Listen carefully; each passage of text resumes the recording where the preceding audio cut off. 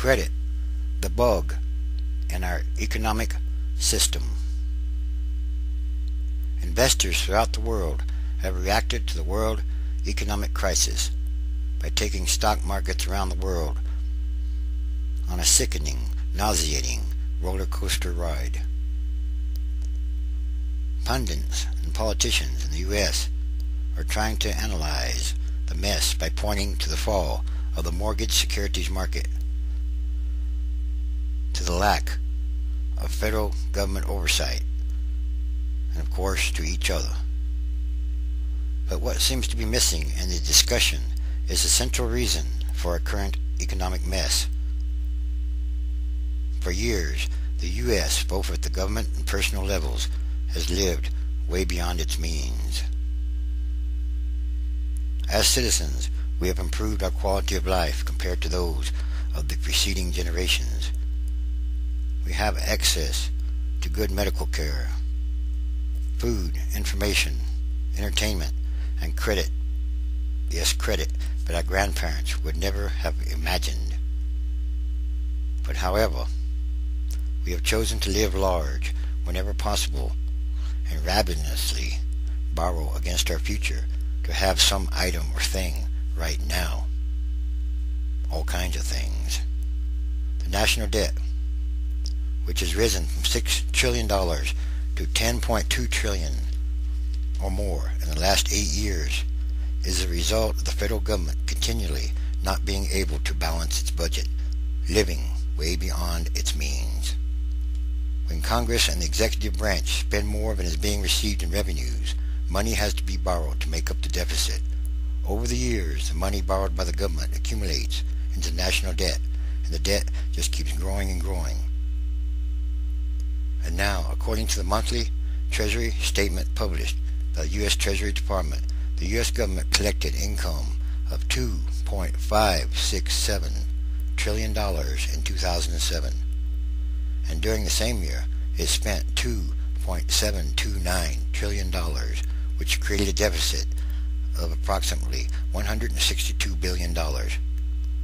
And now, in 2008, through the month of August, the government has collected $2.251 trillion and has spent $2.734 trillion for a budget deficit of at least $483 billion, and the year is not even over yet.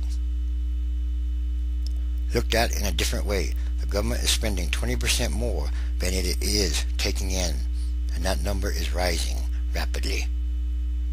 So the question is, how is the government spending its money? In 2008, health and human services expenditures are estimated at $700 billion, with the U.S. fighting wars in Afghanistan and Iraq. Defense spending is estimated at least at $640 billion. Many people might argue that the wars are the main reason for the budget deficit and the skyrocketing national debt. And there is some truth to that. Perhaps at least in a spiritual type kind of way. However, the more than $600 billion spent to date on the wars pales in comparison to the average $550 billion in national debt that has been added annually every year since 2003. Living beyond our means. To borrow money, the government issues Treasury securities, which are bought by investors who will own a piece of the U.S. national debt. Foreign investors in both the public and private sectors have been eager to buy these securities. Some have been attracted to the securities because of their safety in being backed by the U.S. government. Other investors, particularly in countries such as Japan, have invested heavily in U.S. securities, even though these are bearing less than 3% return because their own home market securities have paid even less. The Treasury Department now reports that the annual interest to service the national debt is approximately $520 billion. That's just for the interest alone. Add that on top of all the rest. And another controversial source of funding to pay the debt is a Social Security Trust Fund, which the government promises to pay back in the future to be able to use surplus funds today. But what happens if the government's not able to pay? Then that could be bad. The raiding of these funds, or the taking of these funds, is causing many people to believe that there will not be sufficient Social Security funding as waves and waves of baby boomers retire. It's easy to take shots at the government for its fiscal mismanagement. However, here we go. What about the citizens of this country? Well, how about individuals who are living in mobile homes with Hummers or Corvettes parked outside?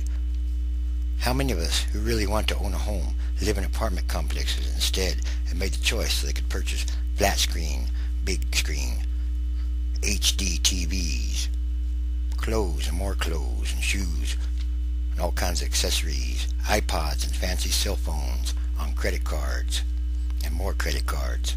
How many more of us have racked up huge credit card debt and are only making the minimum payment monthly?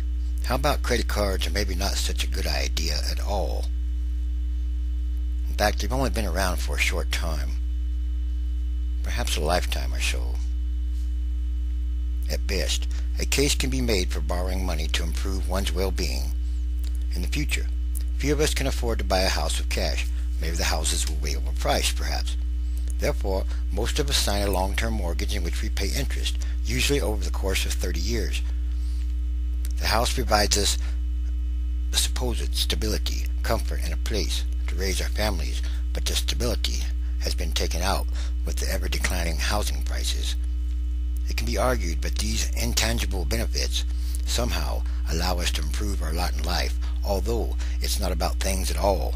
Life is not supposed to be about and how many things you have, or how many things you're going to get, or what things you can get. At the end of 30 years, when the mortgage is paid off, we have an asset with a value that hopefully has increased from the time it was purchased, but that might not be true anymore.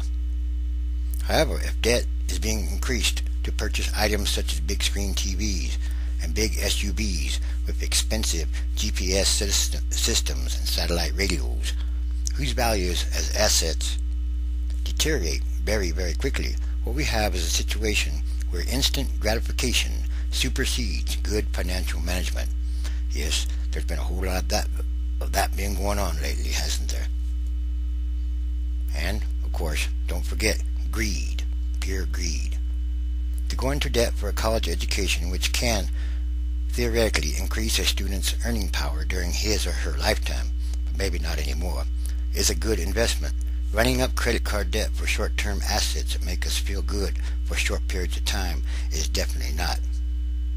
So then, our ability to live large and beyond our means continues to be possible only as long as there are investors willing to lend the money.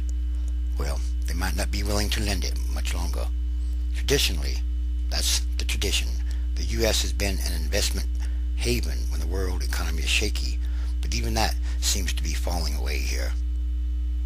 And whether this will be the case in the future, well, doesn't look like it's going to happen, because there is fundamental, drastic change on the horizon. Serious change is really coming. Luke chapter 12, verse 34. For where your treasure is, there will your heart be also. 35. Let your loins be girded about and your lights burning. 36.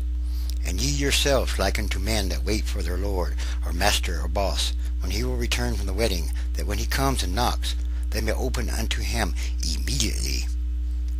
37. Blessed are those servants whom the Lord when he comes shall find watching. Verily I say unto you, that he shall gird himself, and make them to sit down to eat with him, and will come forth and serve them. 38. And if he shall come in the second watch, or come in the third watch, as 2 and 3, and find them so, blessed are those servants. 39. And this know that if the goodman of the house had known what hour the thief would come, he would have watched, and not have suffered his house to be broken through. 40. Be ye therefore ready also, for the Son of Man comes at an hour, or a time, when you think not. And all these are more signs of the end times, transition days, and there are many, many signs. Just look around.